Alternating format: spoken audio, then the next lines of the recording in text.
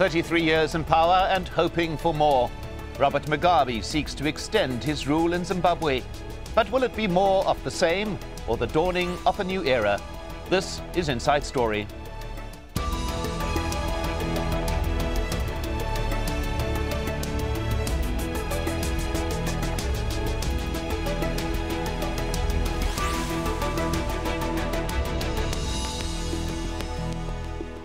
Hello and welcome to the program. I'm Mike Hanna.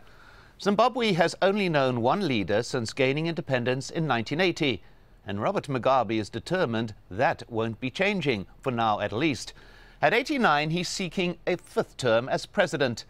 The presidential poll and parliamentary elections will be the first to be held under a new constitution, a constitution overwhelmingly approved in a March referendum. But the timing of the elections has raised some concerns, with Robert Mugabe giving his rivals just 6 weeks to prepare. Well, let's bring in our guests. In Harare, Petina Gappah, a lawyer and award-winning author on Zimbabwean culture. From Bulawayo, Nhlanhla Dube, spokesman for the Movement for Democratic Change. And in our London studios is George Shire, a scholar and commentator on Zimbabwe, who has written articles expressing support for Robert Mugabe's Zanu-PF party. Welcome to you all. Let's begin with George Shire in London. The last national elections 5 years ago were marked by dissent and violence. On the face of it, things are very, very different this time. Yes, the 2008 and 2013 are different moments of citation.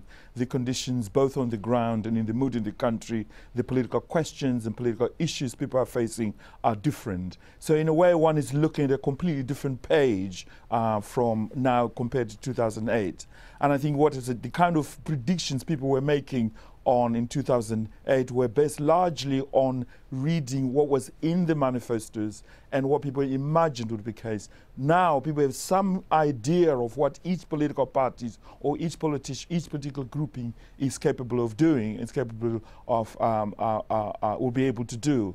The other difference now is that these elections are taking place in a very period of calm. I think Zimbabweans right across the political spectrum have heeded the call from all political parties and civil leadership to behave responsibly and not to be tempted to be involved in the kind of orgies that began to become an index of 2008, which was generated by, in my view, young people connected to all political institutions in the country. Well, Nhlanhla Dube in Bulawayo, your view? Well, yes, the culture that is pertaining in the country as of now is one where there is no evidence of institutional violence in the sense of groupings attacking individuals or other groups, violence of that nature.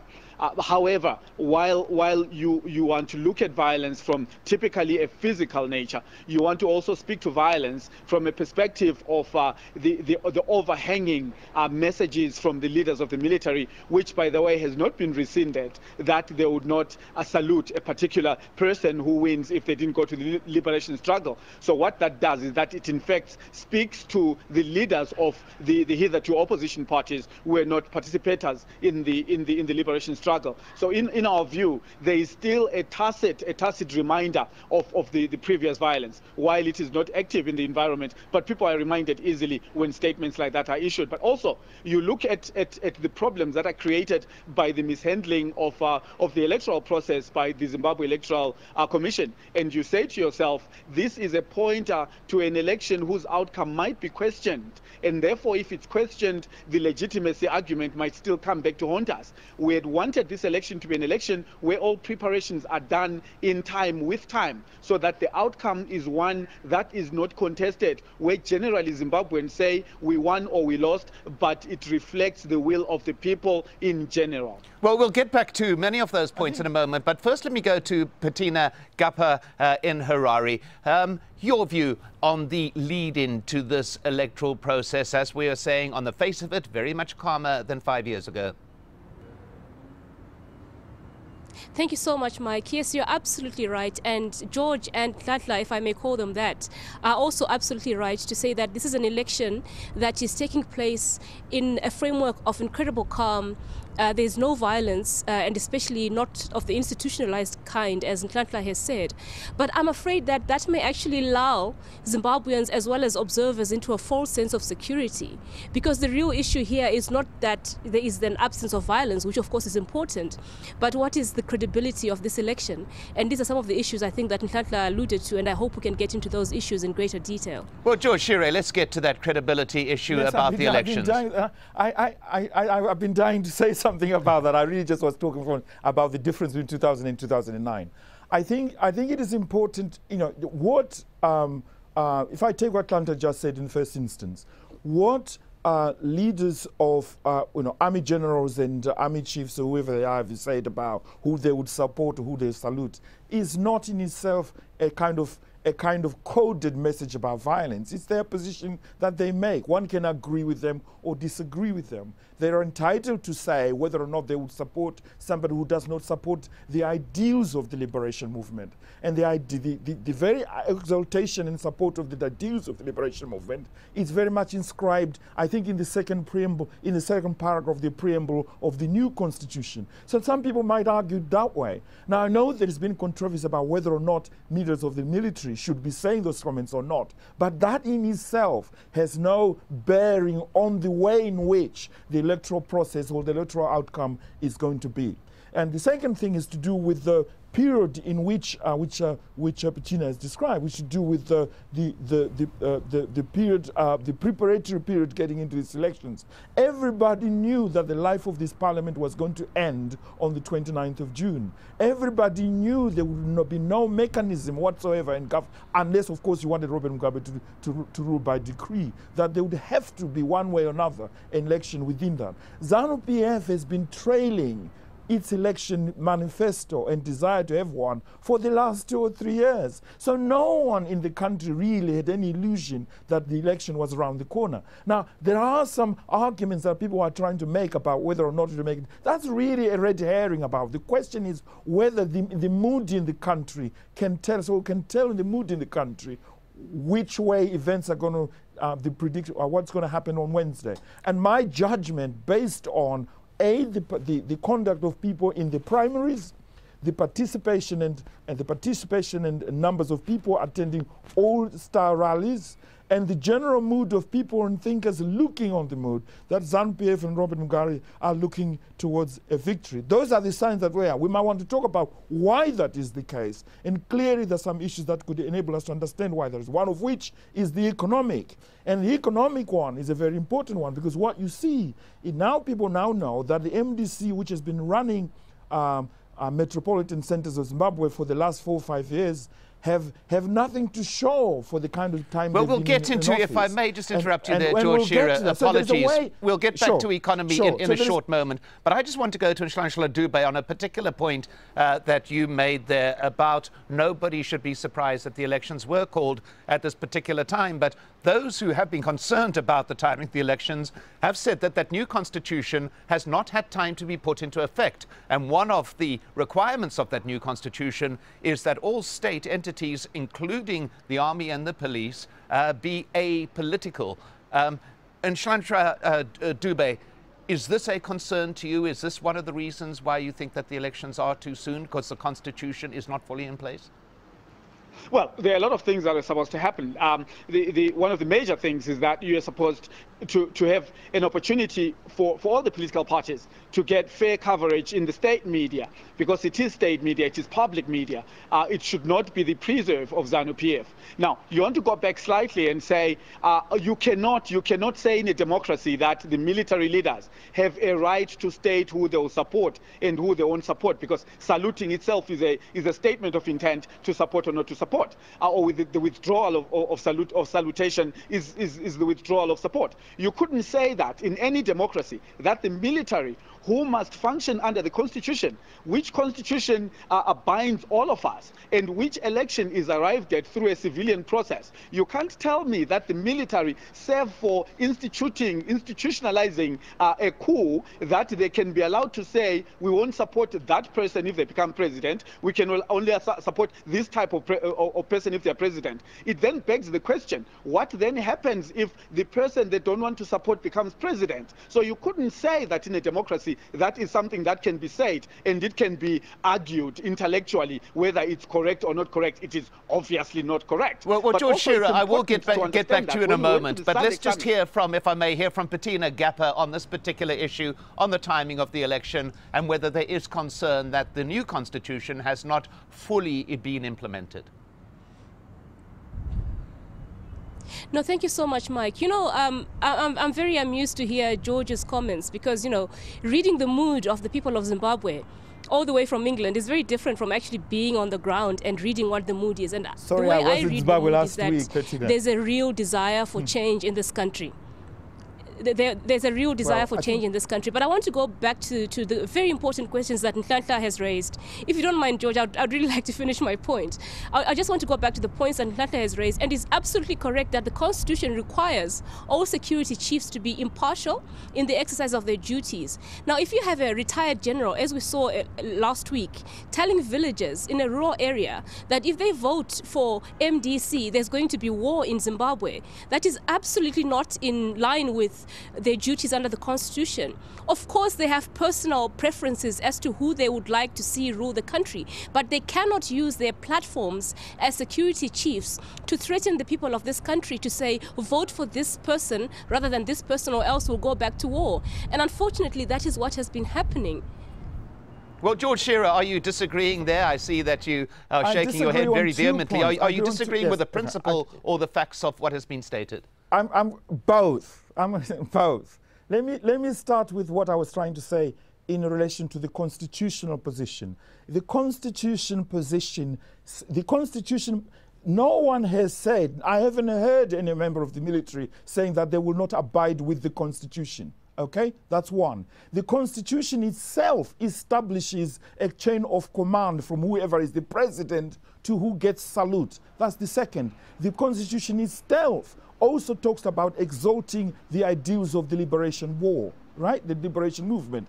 I am putting a gloss to it to say, within that context, I see no contradiction between someone saying, I will not salute somebody who does not support the ideals of the liberation war. Why? Because they are already inscribed in the Constitution. That's the first thing I made. The second question I've just said, if a retired general has been saying, God knows what they've been saying, not having an election is not going to stop that, because you do need institutions in place that are going to make that Constitution work. Parliament had lived its life. There would have been no parliament after the 29th. So what people would have had to have Robert Mugabe ruling by decree for God knows how long, until this constitution presumably find its life. Well, let's put that point to Petina Gappah. It's a point that you've made strongly before, George Shire. Let's just go to Petina Gappah. But George, let's pick up on that point that George has just made. George, that if there had been no election, what would have happened? Yeah, no, I will. Go ahead. Well, this is the thing. I mean, it's an incredibly dishonest argument, because we've already had President Mugabe amending the electoral law by decree, even when Parliament was in session. So it's an incredibly dishonest argument to say, oh, well, we needed to have an election right away because otherwise the president would have had to act by decree. He's already acted by decree by illegally amending the Electoral Act instead of going through Parliament when Parliament was in session. George Shire, what do you want to say? Let's be honest. Let's be honest with one another. It is the executive right of the president. He moved by proclamation, declared the date on which the nomination court will take place and where the election will take place. The I'm not talking about the proclamation declaration, George. I'm talking about amending the Electoral Act. Just a minute. It took place, I know what I'm talking about. We're talking about the Electoral Act, we talked about the proclamation, we talked about the nomination, okay? All three positions were challenged by the MDC in the Supreme Court, and the courts ruled in favor of the president. So you can't say it's illegal. Oh, excuse me, that is an extremely partisan court. Just a minute. That's an extremely partisan court, packed with Mugabe's judges. Please, Petina, please, let me just finish, okay? The second point, 6 days ago, you yourself wrote in the Financial Times, right, that Robert Mugabe would win, not because of his own, but because of the fault of the opposition. Now you're trying to tell us something completely different. What has changed in 6 days, I ask you? And that's what I meant by opinion on the ground. I meant, like the article you wrote yourself in the Financial Times one, like the opinion provided by the Guardian newspaper, like the opinion provided by the Independent, like the opinion provided by Freedom House, Mass Information Public Institution in Southern Africa, the recent, and all these opinions are not Zanu-PF connected opinions, and they all indicate George, you're actually misstating now, my position. And I George, let Petina Gappah Gappah clarify what she's saying here. No, George and I have a history of some very fierce debates, so I'm not surprised at all by this one. But so you're actually misstating my position. What I wrote in the Financial Times, what I wrote, if you don't mind, what I wrote in the Financial Times is that the opposition has allowed Zanu-PF to get away with a flawed election by not uniting. And that's a different statement from saying Mugabe is going to win convincingly, freely, fairly, and cleanly. I just want to go back to this issue of the Electoral Act, because the Constitution is very, very clear. Can I just go back to this point? What I won't allow you to do. No, can I just go back, George? Is to put words into my mouth. I said opinion on the ground. And I was no, I'm not putting words into your mouth. What that opinion comes from. Well, let's just at this stage, everybody just take a bit of a pause here and just take a look back at the recent history. The election will mark the end of what has been at sometimes a tempestuous power-sharing arrangement. That was born out of disputed presidential elections in 2008, when Morgan Tsvangirai's party won the first round, but according to official results, not by enough for an outright victory. The dispute sparked violent ongoing confrontation that was ended ultimately only by an uneasy power-sharing deal. Robert Mugabe retained the presidency and Tsvangirai became prime minister. But it took until January 2013 for both men to finally reach a deal over a new draft constitution. It was approved by an overwhelming majority in a referendum. The constitution allowed for elections to be held within 90 days from the dissolution of parliament. That's up to the end of September. But Robert Mugabe issued a presidential decree, as we heard, in June, setting the date for July the 31st. Well, we've heard Petina Gappah and George Shire going at each other with their slightly historic relationship. But Nhlanhla Dube, from your point of view as a member of the MDM, this whole issue of the elections being held at this time, do you think that there is some hidden agenda behind it? Or is it, as we have heard from one of the panelists, simply the fact that that is when it had to be held? No, that's not true. We know that it's a redundant Zanu-PF argument, totally dishonest, because the same constitution said that elections, that parliament's life is calculated in a harmonized election, after a harmonized election. The life of parliament is calculated from the day the president is sworn in. President Robert Mugabe was sworn in at the tail end of June 5 years ago. A life of parliament was then expiring at the end of June this year. What then the constitution then says is that parliament will be dissolved on or before the 29th of June, thereabouts. If it is not, it will automatically stand dissolved, which means the constitution will make sure that, well, we will not recognize the parliament after that. However, elections will then be called at least 90 days after that. So you can't say that. You can't say that by any stretch of the imagination that there was going to be a rule by decree, because your constitution allowed it. I want to get to something that was brought up a little bit earlier by George Shire, and that is economy. We have had a remarkable economic improvement over the past few years. George Shire saying the opposite, it would appear. But there does appear to be an economic uplift, which would reflect in a more calm political nexus as well, would it not, George Shire? The point I was making, drawing attention to the economic, is in two parts. First of all,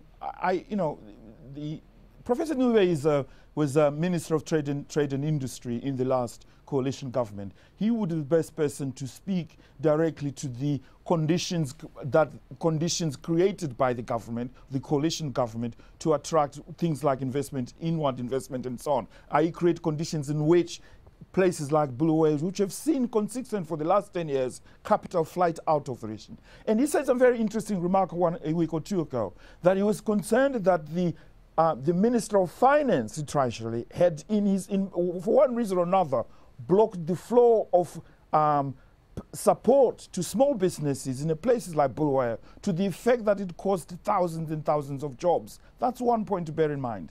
The second thing, the metropolitan centers of Zimbabwe have been run by the MDC for the last decade. Nothing stopped them as running those cities to partner with somebody else or to create conditions for people to come in and work and improve the infrastructure of those particular cities. The third is the function of the finance minister himself, not only about the questions that has been raised by members of the public and journalists about monies that nobody can account for, but also what was it that made it impossible for him to ensure that what had been a collective decision in Parliament would benefit the people of Bulawayo.